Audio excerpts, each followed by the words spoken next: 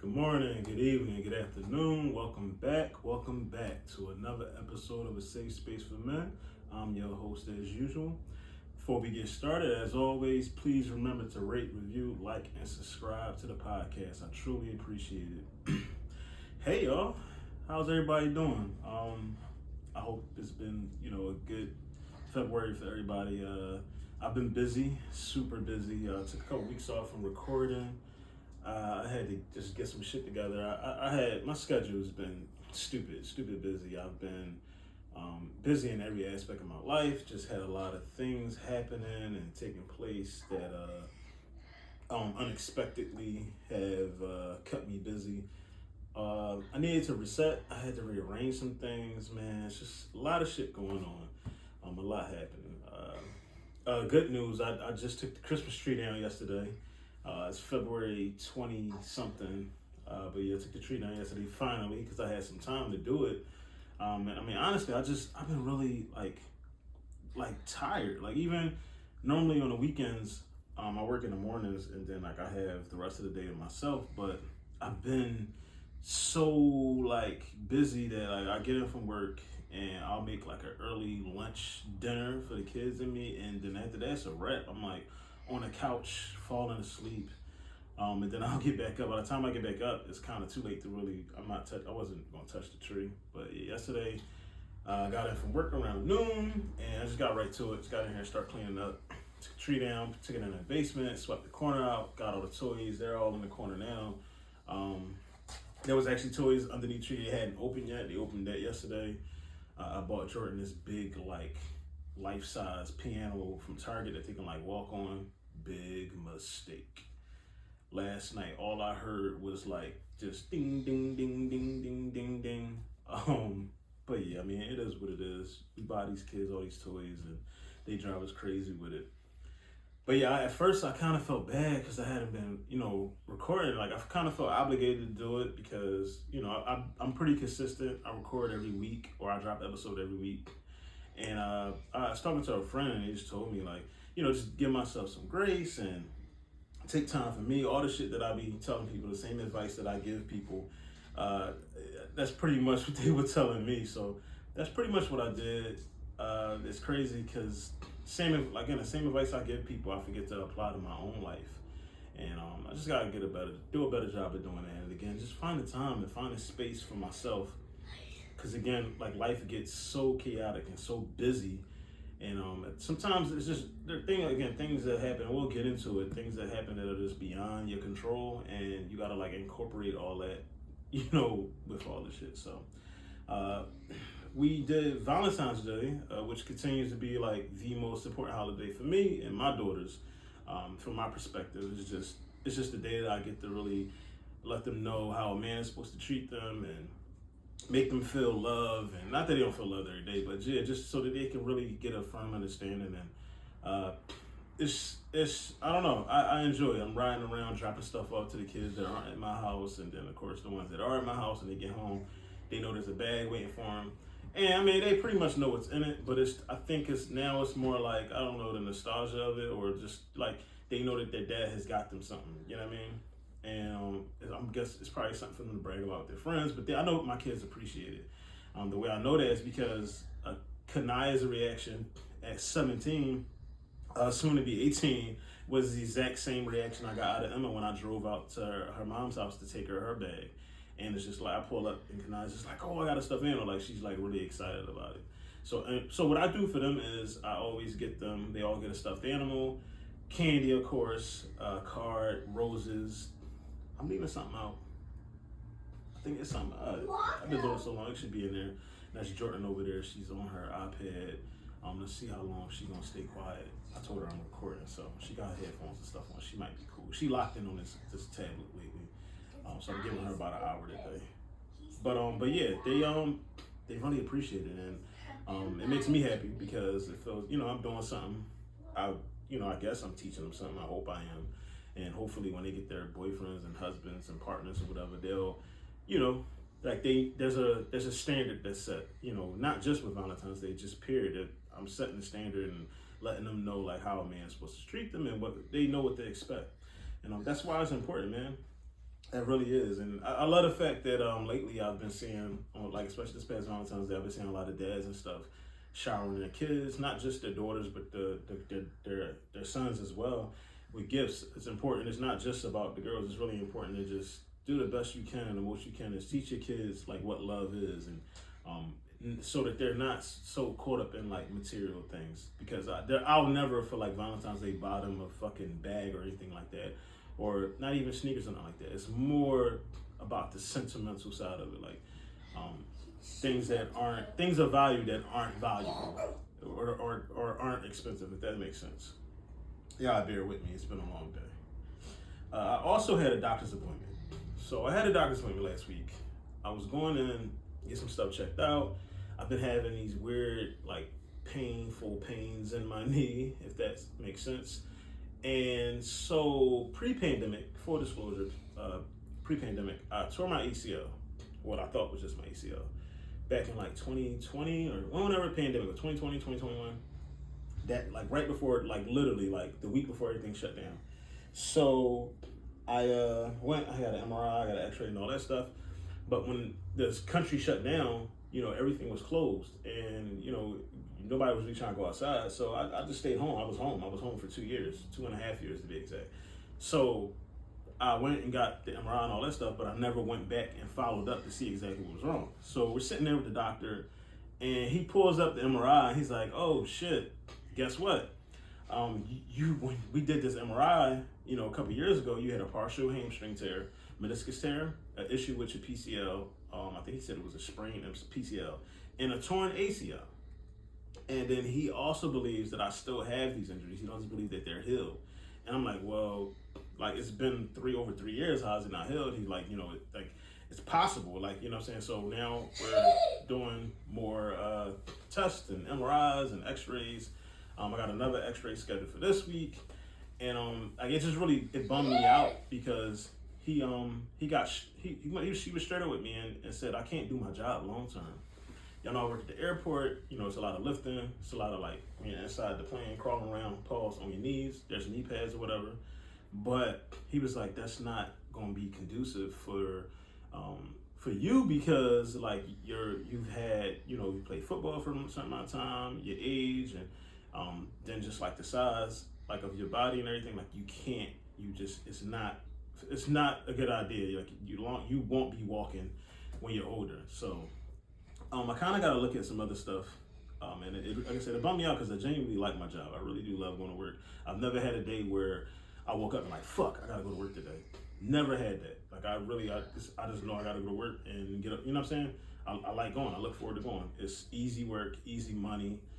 It's not a stressful job. Nothing like anything I've ever had in my life. So keep in mind, like while all this stuff was going on, I was doing everything I would normally do while having these injuries. Picking my kids up, working out, playing with my kids, fucking, like everything. So, and I've never had like an issue or anything like that with my legs. So it's like, I don't know. I'm up until a couple months ago, I say like maybe like the December-ish, that's when it really started to like really be painful. So I gotta start looking at other things, speed up some other side projects I've been working on, and just really tap into everything else outside of work that I wanted to do, so that I'm not, destroying my body. So that's what happened with that. I had some court proceedings. I had a court date last week. I think it was a week ago. I think it was last Monday.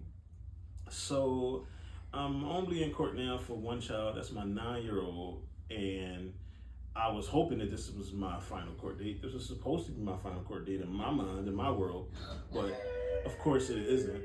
So, of course, this woman continues to fight me over everything. And when I say everything, we're literally fighting over 14 days. Literally 14 days. And I'm going to explain it to you. So, in the summer, there's 8 weeks where the kid is not in school, or my daughter's not in school. Of those 8 weeks, I was already getting 2 weeks of vacation time, 2 weeks where she's just with me. All we're asking for is an additional 2 weeks, which means we split it in half. She's against it. She won't agree to it. Now, here's the skinny. She has agreed to a passport. She has agreed to allow me to take her out the country. She agreed to split the time during the year. She's agreed to split holidays. Like everything else that I asked for, she agreed to. It's just these 2 weeks that she's not willing to give up. And even the judge was getting frustrated because he was just like, what's your reason? She's like, oh, my daughter doesn't like going over there. She's not comfortable, just this and that. And this is all after she agreed to the other stuff. And he's like, well, that doesn't make any sense because you just agreed to allow him to get a passport. You agreed for her to go out the country. Like, that doesn't make any sense. If this was a kid that wasn't comfortable going over there, then why in the world would you know what I mean? So they can see, like, the lies that she's telling, and it's about me. I'm gonna be frank. I'm gonna be very honest today because I'm not pissed off, but I'm frustrated. This woman continues to tell lies. She accused Jordan of abusing Emma. Jordan was 2.5 at the time. Emma was about 7. Said that Jordan was abusing her. All the reason why there's now a camera in their room because, okay, so whenever you say that my child did something to my other child, what day, what time? Yeah, because it's a lie. It's not. Do they, of course, like all kids do they fight sometimes? Not physically, but yeah, they fight over toys and stuff like that. They're kids. That's what sisters do. My teenagers do that. My teenagers disagree on stuff or have little, rips or whatever, but they're sisters. That's what they're supposed to do. She accused me of taking her phone. Oh, you took her phone so I can call her?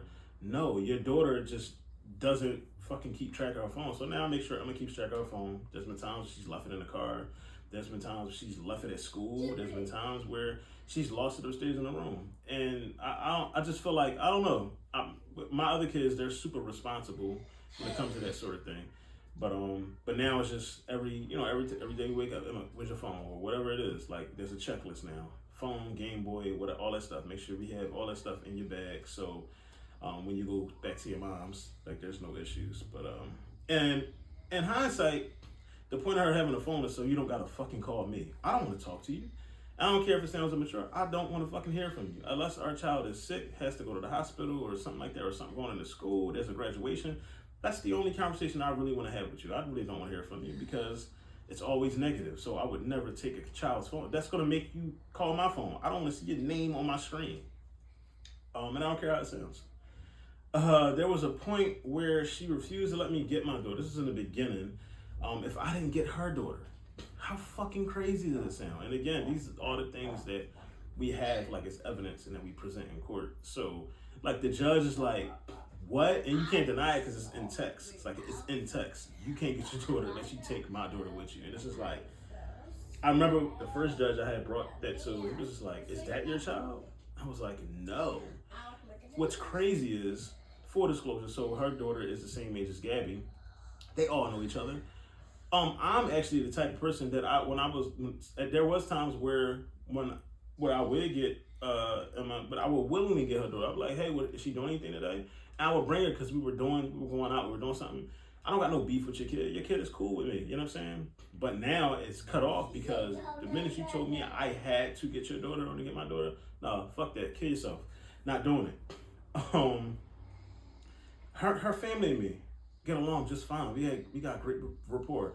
I was just on the phone with her grandmother the other day for like 15, 20 minutes, just talking about stuff.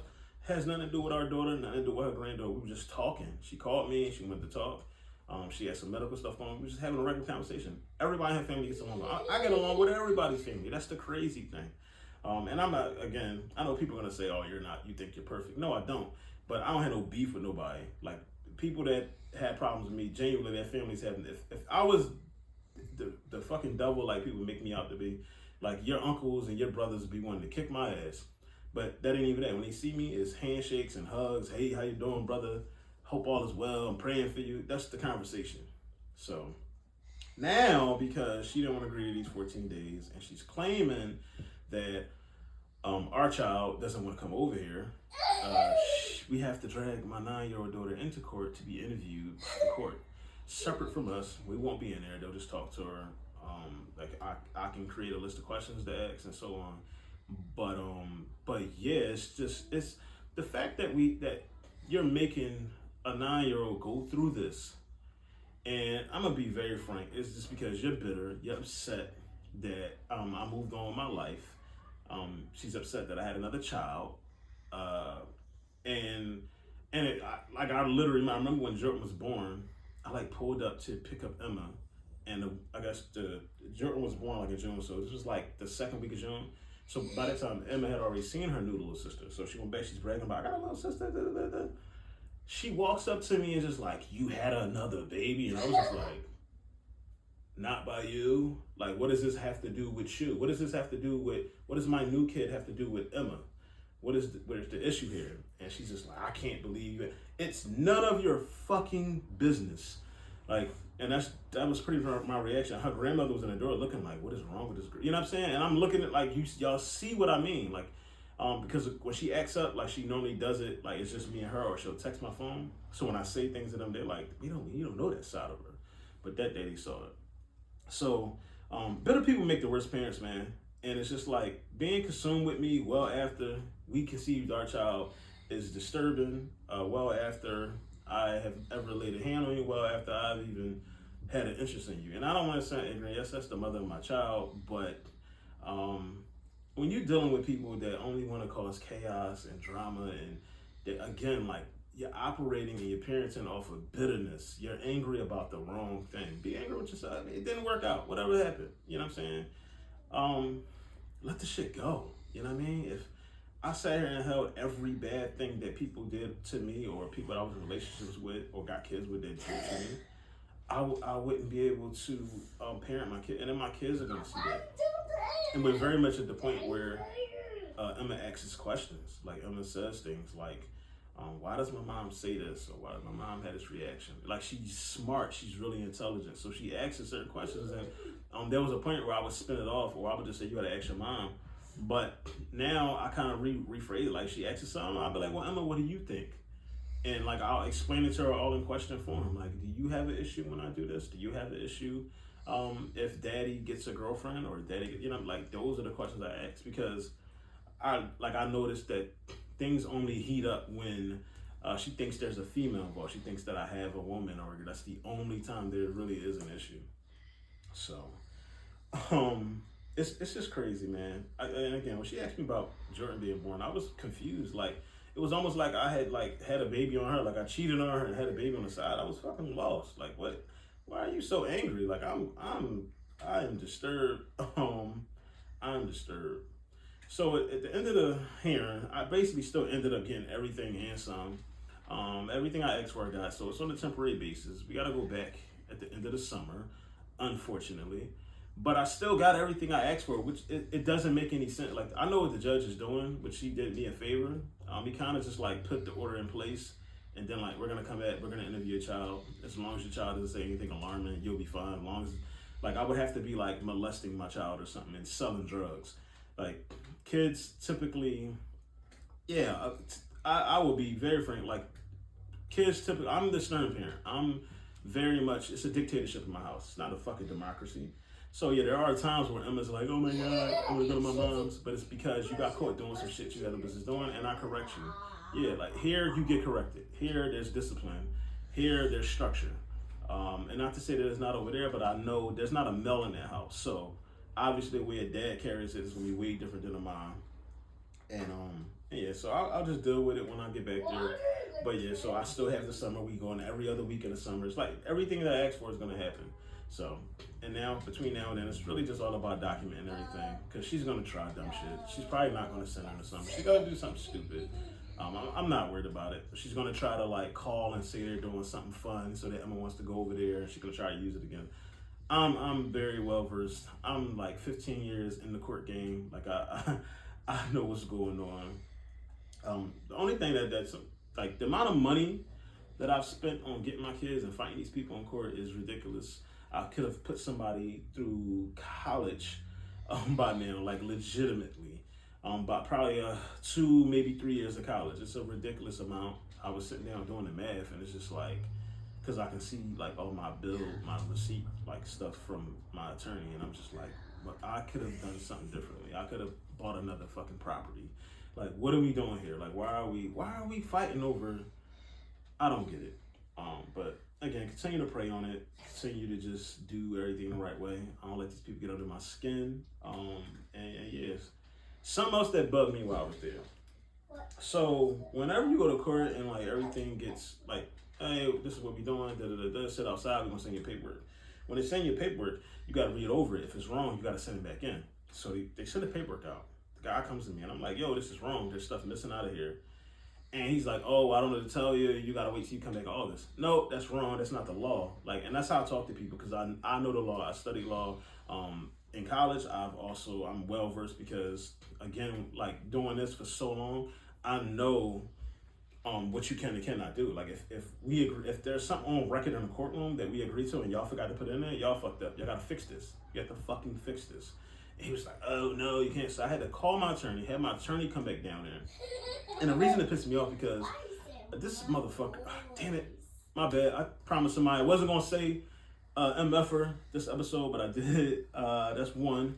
But yeah, so my attorney came back and I'm like, yo, this because my attorney's on the phone like I don't need to be down there for that. So luckily his office is by the courthouse. He just came back and we go back in there and get everything printed up and whatever. But I hate when people, and it's very much what it felt like, I hate when people assume because I'm a black man with a beard that I don't know what I'm talking about.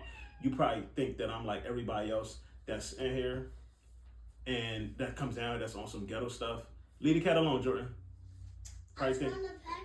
You probably think that I'm like everybody else that comes down here and that I'm ghetto and no, that's not what it is. I got a job, sir. I take care of my kids. I have my kids. Please respect me. And okay. And so that's kind of what it was, and that's really what pissed me off. So my attorney came back and I was telling him, but I got the paperwork fixed or whatever. But yeah, hopefully I don't see that man again, cause he can kill himself. Like fuck out of here. I also this week I was watching the news and Eric Adams, the mayor of New York, like what the fuck is going on? They're giving out $53 million in prepaid cards to migrants, to asylum seekers, whatever, people that aren't from here.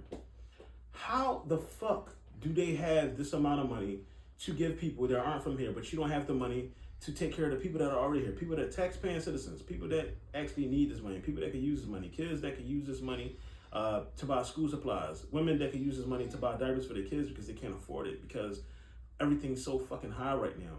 How are we able to take care of people that aren't from here, but you can't take care of the people that are here, paying taxes? In New York, they also removed families out of a hotel that they had put to a side. It was a hotel. Yeah, it was a hotel where they had homeless people living in. They removed those people to put these asylum seekers in there or these migrants. That's fucking nuts. So you put Americans out on the street and then put people that aren't Americans and that aren't from here in this building so that they can have somewhere warm to sleep at night. And they just told other people, we don't know what to tell you. It's fucking ridiculous, man. I have a problem with this, a major problem with this. It's crazy. So right now in New York, 22% of New York live in poverty. That's around or almost 2 million people that they can't afford the basic necessities like food, diapers, housing, even like you name it. Like, and it's insane that of that 2 million, about 420,000 are kids. Like, you have to think about that. That's a lot of fucking people. Like, to be living in poverty and to not being able to do the regular things that we need to do on a daily basis. I had looked it up. So the rate actually increased from 2021 by almost 500,000 residents. It went from 15% to 23%. Again, that's insane. And the more I look into it, it appears like it's a strategy for Democrats because what they're doing is they'll like bring these migrants over and then like they'll fast track them to get them citizenship and stuff like that and get them to be able to vote. And because that these people that aren't from here and that barely speak English, they think, oh, the Democrats help me. They vote Democrat in the long term. So it's a shady ass fucking strategy. I don't like it. I think it's bullshit. And it's just America continues to show us like they don't care about their own people. I don't care what any politician says, but how you can't take care of your own people and get $53 million could really help a lot of naturally born Americans. It really could. The national poverty level is around 13%. The U.S. population is right now, I Googled that today, it was 342 million. So that's about 38 million people that live in poverty. And the poverty level by their description is a family $25,000 or under. That's poverty. For one person, it's $15,000 and under. I'm sorry, but that numbers need to be raised need to be higher because $50,000 for a family is not enough money. You know what I mean? To raise a family, we're talking about 2 adults and 2 kids maybe. You probably at least minimum need like 80, 90 grand a year to raise these kids. And we're not even getting into college or prep school and stuff like that. If they're going to some type of schooling that requires you to pay for it, you definitely need 6 figures. Anybody that's a parent and has kids know exactly what the fuck I'm talking about. One person, $15,000 isn't enough for $15,000. That's a little over $1,000 a month, with rent being shit on a 1-bedroom is probably over $1,000. Chicken wings is fucking $12 a pack. What are we talking about? And there's 4 wings in a pack. No, that stuff needs to be looked at, man. It's insane. As of as of January of this year, 3,400 migrants have been sent from Texas to Philadelphia. If I did the math and I said each one is a family of 4, we're just assuming. I'm pretty sure it's a family of 1, a family of 2, probably families of 6. But let's assume that each family, it's a mom, a dad, and 2 kids. That's 850 families. Where are we putting these people at? Like, they're coming here. We already don't have space. We already have homeless people in these big cities. In all cities, there's homeless people. There's people that can't afford their life. There are people killing themselves because they are stressed out and they can't fucking take care of themselves. You know what I mean? So where are we putting these people at? Make it make sense. The Biden administration is fucking trash. I can't wait till he gets out of office this year. If you vote for that motherfucker, you are crazy. There's no way he should get reelected. There is no way. Get rid of the entire administration. And I'm not telling you who to vote for. And I'm not a Democrat or Republican. I vote for the person that makes sense for me and that can improve my livelihood and make my life better. But I would tell you this one thing, and because it always boils down to money. When Trump was in office, my 401k looked amazing. Since Biden has taken over, I have done nothing but lose money. Nothing but lose money. So you do the math. I'm not telling you to vote for Trump or anybody or another Republican or another Democrat, but I think when you vote, you need to really educate yourself on these politicians and see their track record and see what they do. And then especially your local people, your mayors, your councilmen, your judges, everybody, you need to really do due diligence and know who you are voting in office.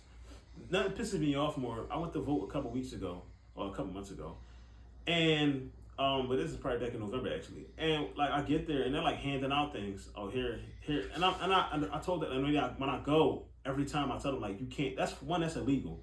You can't do that. Don't hand me a paper telling me who to vote for. You can't fucking do that. They're like, oh, we're outside the grounds. I don't give a fuck. Get that paper out my face. Don't tell me. And I feel like in poor communities, because obviously I live in a North Philly. So what they do is everyone is so programmed, and I even remember as a kid, everyone is so programmed to think Democrats are for poor people. No, that is not the case. You need to educate yourself and know who you're voting for. And I don't want to get too far off topic, but that's something that really bugs me. No one knows anything about politics, and they're pressing buttons because they're all Democrats. And then a year later, you're mad because you're fucking the price of gas is fucking $5 a gallon. You know what I mean? But did you do your due diligence and know who you're voting for? Also, there's a kid, he's 18 years old in Texas. His name is Daryl George. This young man has been suspended for months because they said his hair is too long. A Texas judge ruled last week that the school district was not wrong for suspending him, and he also ruled that the Crown Act does not make it unlawful for the school's dress code to limit his hair length. I seen a picture of this kid. His hair is probably no longer than mine. It might even be shorter. And they told him that his hair was too long. My issue with this hair stuff, I really feel like it's an attack on the community. I'm sorry. I feel like it's an attack on us as brown and black people of color, because we're the only ones that are really walking around with locks, braids, afros, hairstyles, pigtails, ponytails, whatever, weave. And this is Texas, so it's clear to me that they just singled this kid out and they decided, oh, we're gonna fuck with him because they basically trying to make him cut his hair. I remember the Crown Act came about because that happened before, where they made a kid cut his hair. In order for him to go to school, you're making this 18-year-old kid who's a senior decide between having a senior year where he's around his friends and he's involved in all the festivities, or cutting his hair. What? Like, it's insane. And again, I saw a picture of him. I don't see, his hair was braided. He has locks. It was braided up and to straight, like 4 straight backs. How is his hair? And they're like, they even say, even though his hair is braided up, because it has the length that is past where we want it to be, he's still breaking the rule. And it's like, how does the fucking dress code have anything to do with one's hair? Whatever.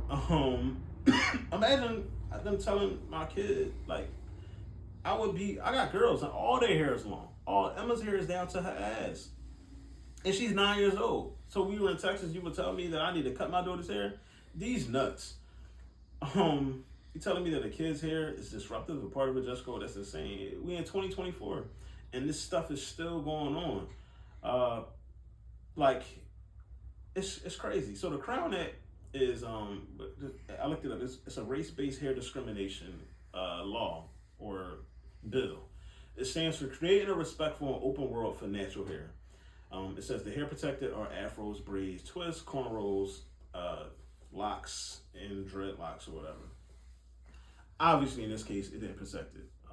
It just doesn't make any sense, and I feel really bad for the kid. I hope they take it to Supreme Court. I hope they appeal it and try to get the shit overturned, because I just think it's like, this is where we at right now as a nation. Like, we still fighting these little petty fucking battles of racism. This is a case of racism. I don't care what nobody says. That's my opinion. I'm not saying it's fact. That's just me looking at the case, researching it. It's just a case of racism. There's no way. There's just no way. It doesn't make any sense. Also this week, I read that in Idaho, they passed a bill, a death penalty bill for all pedophiles. Means if you do anything to a kid, rape, molest, anything like that, you fucking die. And I'm all on board on this. I am completely 100,000% on board with this. I think anyone that's a pedophile, if you really did it, I know it gets tricky because people get wrongfully convicted of things. But if it's proven that you actually did these heinous crimes to a child, yes, you deserve to die. Point blank, period. And that's all I got on that. So back to like the difficulty of just finding like balance in my day. So like today, what did I do today? Today I got up, I took the kids to school, took Emma to school, took Jordan to school, came back home, I cooked a big ass breakfast. If you follow me on Instagram, you saw my eggs, and I had cheese eggs, I had waffles, I had French toast sticks, I had some bacon, some sausage. Because I was lifting heavy today in the gym, so I wanted to carb up a little bit, and I just wanted to, I wanted to treat myself a little bit. I had some time, and then I recorded this morning. I'm recording again because I had to re-record this so I didn't know the do not disturb thing. I forgot, like I had a favorite set up when I was in I was out the country a couple years ago, so I had a favorite setup so like my kids can get through, like my kids, my parents, and then I think the person I was talking to at the time could get through. And oh no, they was with me. So today my dad called, and I was watching the video back while I was in the gym, just making sure I was doing my edits and stuff. And it cut off, and I was trying to figure out why, and I realized it was because he called. So one of the first thing I did was I removed him out my favorites list. But it was just weird. This guy hasn't called me, and oh my God, I haven't talked to this man since, oh my God, it might have been before, it's been about a year, probably since before Gabby's Sweet 16. Her birthday's in June, so it was probably like maybe early June, maybe around Mother's Day. It's the last time I talked to him, and this man called me today, and of course, leaves a message. Oh, please come back as soon as possible. You're calling me because you need to do something. Nah, he's very close to going on the block list. I told you that we have nothing to talk about unless it's an apology. And even now, I really don't. I don't even need it no more. Like I kind of like moved on from that. Like I let it go. Like there's no beef in that, and I just I don't have nothing to say to you. And the last thing or the very next thing I'll be doing for you is planning your funeral. And I don't care if that sounds malicious. I don't care if that sounds mean. Fuck you. Don't judge me. You haven't walked in my shoes. You don't know what I've been through. So do not share your opinion with me. I really don't care. You're just here to listen. But yeah, back to having balance. So yeah, after that I had my breakfast, I recorded, and then I went to the gym. I had a great workout, and then I picked up Jordan from school. I came back home. I cooked dinner. Not a big dinner, but I made some chicken, some steak, some broccoli, some other stuff. But yeah, that was my day, and then I re-recorded it again because I lost my video. It wasn't the audio was cool, but the video cut off like 2 minutes before the end, and I was pissed because I'm like, damn, like I feel like it was a really good episode, but oh well, you guys will never hear it. But yeah, that was my day. So it's again back to the difficulty of finding balance. I really feel like there's not enough time in the day. For me, like there's such a huge load of being like a full-time dad, and like it's easy to be like, oh, I can make other people do more, but that's not really the situation, and there's no shade to anybody or like anybody I parent with, anything like that. But if my kids don't want to go, they're not comfortable somewhere, they're not going. I don't care the age or anything like this, they're just not, and that's just what it is. Or if I see that someone is trying to use one of my kids to take advantage of them or whatever the case may be, if something doesn't sit right with me, my kid won't go there. I don't care if it's a parent, aunt, uncle, anything. They just won't go. Again, in my house, it's a dictatorship. It's not. It's not a discussion. It's not like no. What I say goes. And it's just kind of what it is. So I've been the last week or so. I've been trying to like plan my day out, like even if I write it down or like if I mentally sit there and figure out what I got to do, and I try to time things, or I want to be done at the gym by this time, I want to be done doing whatever I got to do in the house by this time, I've got this amount of time put aside to record and to do edits and shit like that. And for the most part, some of it's been working, but some of it really just hasn't. And again, I just think I suck with time. And so what really made me like look at things differently. I was on Ant's podcast, Ant Money Experience. Shout out to Ant Money. I was on his podcast. I've been on his podcast like every week the last couple weeks, but we was on there last Thursday and we was talking about dating and stuff and how men need women, women need men. But we like hit on something that I noticed, and I may have said it before, is a household does not run properly with one adult. It just doesn't. It just doesn't. You need two adults in the house because one person can't keep the house clean. One person can't cook every day. One person can't do everything. One person can't do all the homework. And you really need a team. So we kind of hit on that, and a lot of people we was talking about that. Like single parents are fucking overwhelmed and overexerted. That's the bottom line. And I know for me, ultimately, I really am trying to find balance in my life and just peace. That's really all I want. Nobody can do it alone. Nobody can do it all in 24 hours. And I'm low-key jealous of married people and jealous of people in healthy relationships. Like seriously, because I'll be saying that everybody, it'd be like a team. Like he got the kids one day, she got the kids next. Like it's just she cooking, you clean. Like yeah, that's dope as shit. I'm not jealous of people that are in toxic relationships. You can keep those. I don't want anything to do with that. But today I think I did pretty good with timing. I really did. I think everything worked out pretty well. It's like 7:00 right now. So once I'm done with this, I'll do some quick edits. I'll get Jordan ready for bed, and that'll be my night. Like I've pretty much done everything. And just to touch back on like with my dad a little bit, or just people in general. Like I've really just been asking and praying for peace, man. Like just asking God to remove people that's toxic or people that aren't good for me, or people that only want to benefit off what I have to offer. Just remove them out of my life. Point blank period. No beef, no malice, no arguing. Just keep them the fuck away from me. Cause my eyes have been opening a lot over the last year to like, it's again, like when you tell people no, you really see who they are. You really see how they're gonna treat you. The minute you are not doing something that benefits them, guess what? You don't hear from them. Like there's a lot of people I just don't hear from anymore. And that's okay. That's okay. I'm gonna be fine. I definitely appreciate everyone who reached out. Like while I wasn't recording, like, yo Ryan, where's the episodes? When are you going to record? And I'm like, I got y'all, it's coming. I've been busy, so I genuinely like appreciate that, but I really just need to get my shit in order, and I needed a break, man. I really did. I needed to just like fall back and just chill, and of course, like without all that, I wouldn't have had so much shit to talk about today.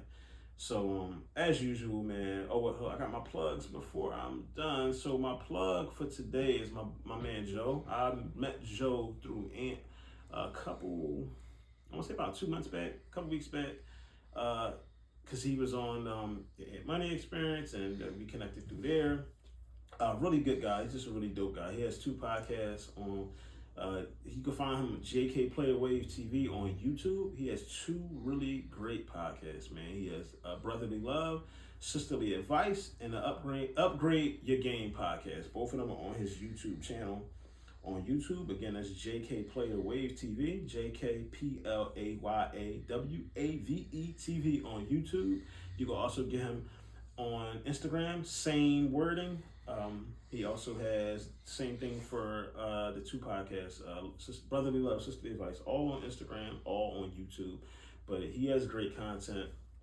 My man was just on there. He was wilding out on his birthday. He did a live episode, and I can relate to it because he brought up that thing about people owing you money, and how like he's I got blocked because I asked somebody for money they owe me. And I was just like, yeah, I feel you, brother. Like, you know what I'm saying? But again, just follow him, download his stuff, listen to it. I hope you guys enjoy it. I'm pretty sure you will. As usual, thank y'all for listening. Thank y'all for watching. I really appreciate you guys. And until next week, peace.